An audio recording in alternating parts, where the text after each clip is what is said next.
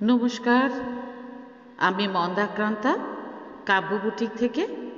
আগামী 24শে অগস্ট শনিবার কাব্য বুটিক তার পুজোর সম্ভার নিয়ে হাজির থাকবে গড়িয়াহাটে কোঅপারেটিভ হলে।